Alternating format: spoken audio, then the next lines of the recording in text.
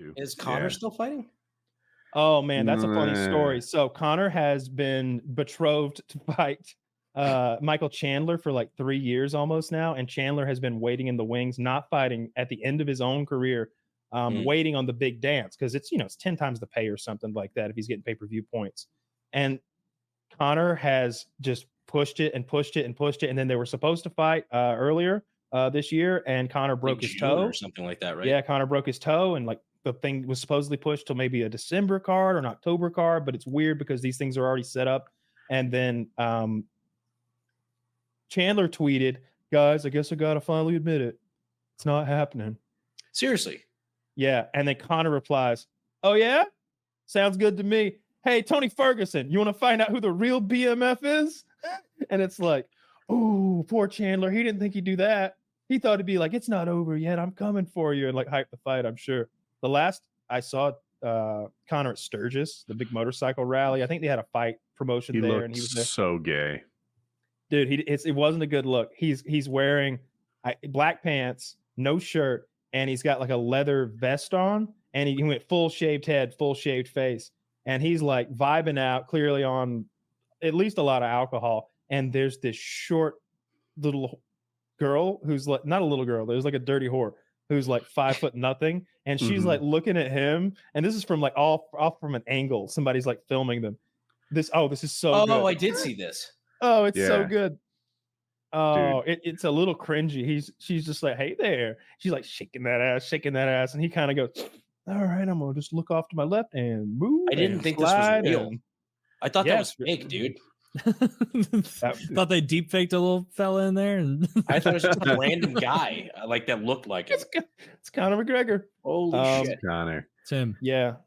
So he looks like one of Schillinger's question, goons in Oz. Man, I don't know if he's going to fight again. I think the odds are he won't. He seems to want to. There seem to have been legitimate obstacles in his way, whether it was the UFC really wanting to like get their money's worth out of the remainder of his contract. I think he wants to get this contract done so they can go into the world of boxing or boxing promotion, be his own Mayweather type thing where he gets $100 million to fight whoever. Jake Paul, shit. If he promoted his own thing and did a co-promotion with Jake Paul and he fought Jake Paul, I bet he'd make a whole lot of fucking money, more than he's ever made in the UFC. So I'm sure he wants to go on and do that, but he sure is dragging his feet, so to speak. It's not getting done. I don't think he's a fighter anymore. He just wants to cosplay as one or be known as one or build his brand by staying relevant with tweets, or fight in Roadhouse. As a non-fan, I think Woody's take is the best. He's trying to remain relevant and use that to push his business ventures. I mean, mixed martial arts might be the least pleasant sport to compete in. Mm-hmm. So once you can make Conor money, it must be hard to drag women's gymnastics. True. Yeah, they had that pedophile. He was touching them all. That's very. I forgot about that guy. Yeah. I heard he gets targeted in prison so much that it's a real problem. Oh, don't you hate to hear that? Oh, They showed a picture of him. They showed a picture of him. He's a little squirrely guy with glasses, and they're like, "Seymour is targeted constantly in prison." And what's that like? I can just imagine the guys up there being like, "Hey, did you see him? Yeah, he went past my cell. He be coming out of med time tomorrow at 3. Yeah. All right, I got a whole bowl of shit water for him." Yeah. And it's like everywhere. Is that the guy who molested a baffling amount of girls? No, isn't that correct? There was something like fucking 70 or something. How did you see the UFC antitrust stuff at all? Did you follow that? I couldn't tell who was going to win. It seemed to be going back and forth, so I was just waiting. Here it is. At a high level, the two sides agreed to the UFC paying out $355 million to the fighters.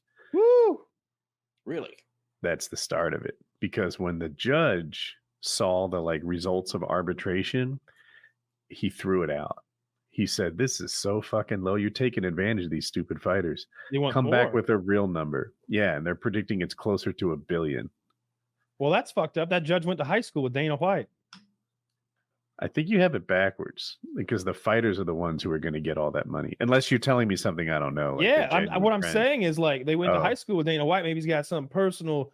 I see. I didn't know that. He's got a mean and hurtful grudge against Dana White and the UFC. Did you make that up or is that a thing?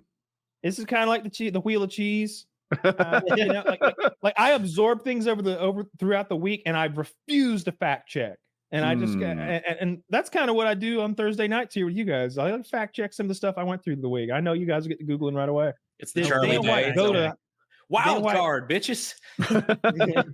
Did Dana White go to school with the judge in the antitrust suit? I'm pretty sure he did. I just checked.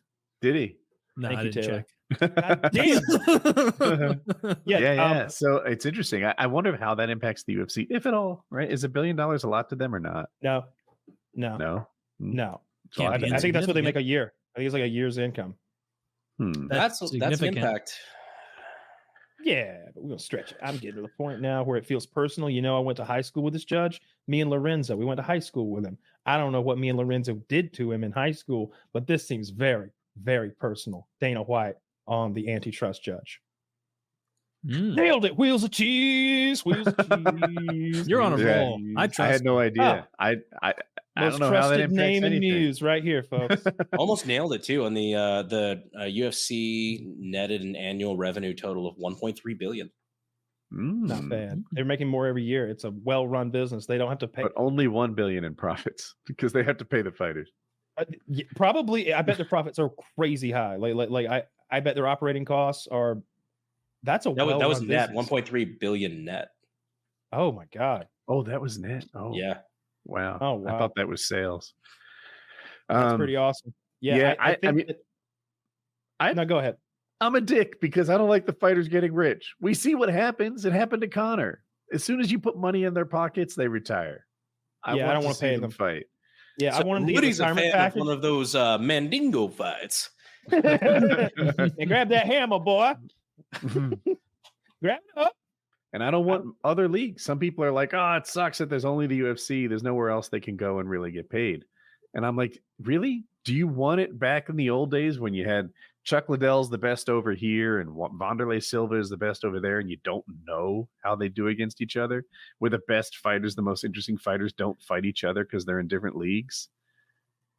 I want to know how the UFC or fight each other a lot. Say that again. Didn't Chuck and Silva fight each other a lot? No. Did they not? They might have fought like the ghost of them, I think, might have fought in the UFC years later. But I know Chuck still fucking hates him. They didn't fight in their primes. Chuck did go over to Pride and fight in his prime, but I don't know if he ever got to Wanderlei Silva. He lost to Rampage. Oh no, I'm sorry. I'm thinking of Tito Ortiz.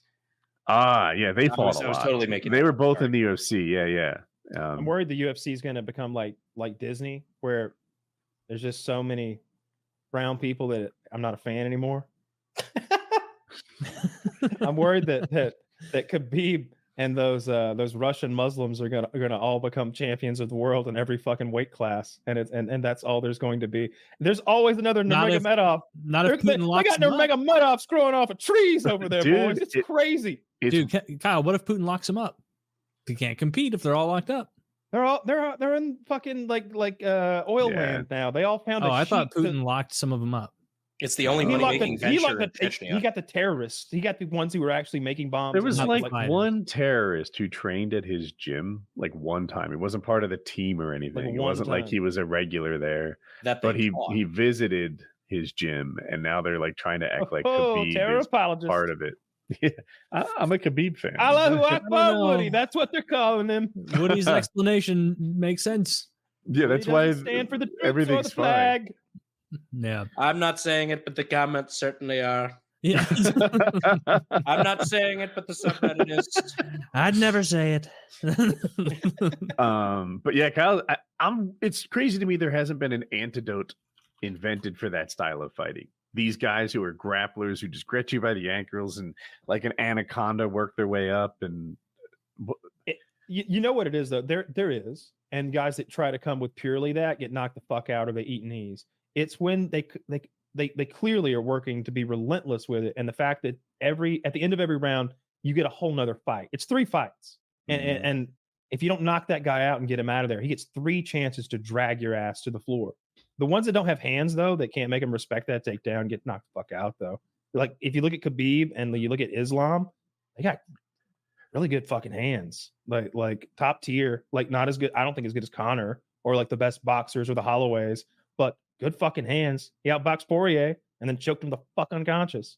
Like, so Kyle, as a fight fan, like a super in-depth fight fan, somebody who's gone through like a fitness transformation, do you have any interest in doing one of these YouTube fights? I got offered a bare knuckle boxing match against Diego the Nightmare Sanchez a couple years ago. That. Bare knuckle's a little fucking different, to be honest. No, I don't want to fight anybody, dude. I really don't. I don't have any training in it, really. I don't have any aptitude for it. I do not need to be. I would just get beat up. Like it would go poorly. I could look good. I would show up, and then you'd be like, I don't know, man. I'm betting on Kyle. That's half the battle. To be no, really not. But you'd be, but look, you're like, but he's never been in a fight before, not since high school. But look at him. Well, I think what you should do is the same thing you did with the fitness thing: is tell nobody about it and train for a year before you try to fucking, even just fight it. Well, like I've never done a fight before, so we'll see. That's if I had, I've thought of this before actually, but I was like, man, if 8 years ago, 5 years ago, I had been like, you know what, I'm gonna box someone in 2024, then it could come out of nowhere. With you ever see somebody hit the speed bag and they're just like magically good at it? Like if I just broke out some random skills like that right before the fight, after the other guys already signed the contract, I'm doing the Ali shuffle. Like that would be hilarious to scare somebody into quitting, hopefully, because I don't want to have to fight anybody. You have to pay me so much goddamn money. I didn't want to know how much they were offering me with the Diego Sanchez thing, but it seemed like hundreds of thousands of dollars, and I was just like, no. DAZN paid me $10,000. Why'd you do told them honestly for fun. I like it was 6 weeks of complete sobriety, like my meal plan locked in, working out every fucking day, training almost every fucking day. Like that was why I did it. It was like as a personal challenge, like knowing that at the end of the 6 weeks, I'm gonna have to get on TV, take my shirt off, and beat the shit out of another person. As a strategy to make sure I wouldn't have to fight Diego the Nightmare Sanchez, I started talking shit right away. like I was gonna make it so bad that there's no way I could say yes. I think I was calling him gay. I was saying him and his. I was like, you and your fucking pseudo like boyfriend / coach. He's chasing you around with knives. I hear he chases you around with dildos at night. Your kung fu. To be fair, some of that was true, wasn't it? It was true. Like 90% of what I did. This is like cheese again. Like most of that was cheesy truth. Okay, he was chasing him around with knives in the ring, like real knives, and there was a very gay thing. Even he now admits that guy was a con artist, like scamming him, running his life, controlling him, like mentally abusing him, etc. Like he admits to all that now. He's the reason he got thrown out of the UFC. But yeah, there's a reason they call him Diego the Nightmare Sanchez. You don't want to fight him as a normal mortal man. Yeah. I love Diego when he was like on the Ultimate Fighter, just breaking into the UFC. I was a fan when he had the crucifix. He's like day one. Yeah, when he did Stephen Bonner and him arguing about asparagus and him doing like good vibes cartwheels. He would just go in the backyard and do cartwheels and yell yes as part of his training, like to fix the mood in the air. He's a little crazy. I saw him hanging upside down, and the Fabian guy was like slapping his face. And I think he was like supposed to anticipate it blindfolded or something. It was like kooky Karate Kid, Mr. Miyagi. You saw too many ninja movies type shit. Like it was faith healer kind of like vibe. This is when Crazy Diego won me as a fan. So in the first season of The Ultimate Fighter, you didn't get matched up by like coaches or something. The fighters called each other out, and everyone was picking Diego. They wanted to fight him. And the reason wasn't that he was a weak fighter. It was that he was a grappler, and it wasn't as dangerous. If one guy's going to punch me in the face and the other guy's going to choke me, well, I'm going to go with the choke guy. It's less dangerous, and win or lose, either way, I come out. Either way you come. So yeah. So anyway, first dude, Diego beats him. Next dude, Diego beats him. Another dude calls out Diego, and he's like, I got to put a stop to this. And he pounded the fuck out of the next guy, just punished him and sent a message, stop picking me. And they did. And I'm like, I'm a Diego fan. I like this. He won me over as a fan when he walked out holding a bejeweled crucifix, screaming and foaming at the mouth at his opponent. I don't know what he was saying. Like that Key and Peele thing. It's one of them things where like, I don't know what he was saying. I know he meant it though. Yeah. He was like, God power. It was something like that, like something like oh, hang on a minute. If you're his opponent and you don't, maybe there is a backstage thing. You're like, hey, Diego, what's up, man? Oh, you got the crucifix. Oh, he's doing the crucifix bit. Maybe, but I don't think so. I think his opponent was shocked when he saw Diego Sanchez walking toward him, casting spells on him with a talisman and foaming at the mouth. I like that kind of shit. That's the theater that I appreciate in the UFC. I like the freak fights, and I wish there was more of that.